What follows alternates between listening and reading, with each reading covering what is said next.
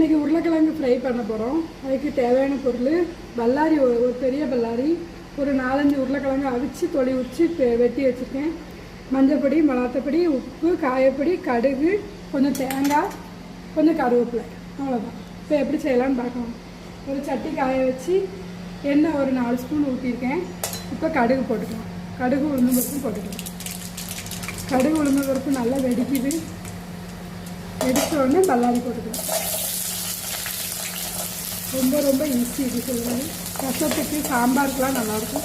தயிர் சாதம் இதெல்லாம் நல்லாயிருக்கும்.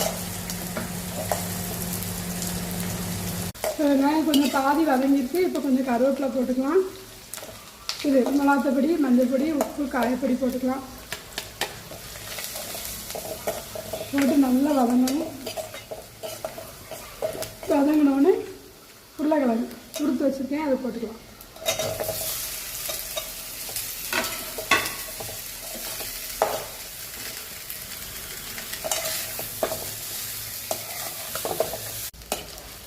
இந்த அளவுக்கு நல்லா உருளைக்கிழங்கு வதங்கினோடனே கொஞ்சம் தேங்காய் போட்டுக்கலாம்.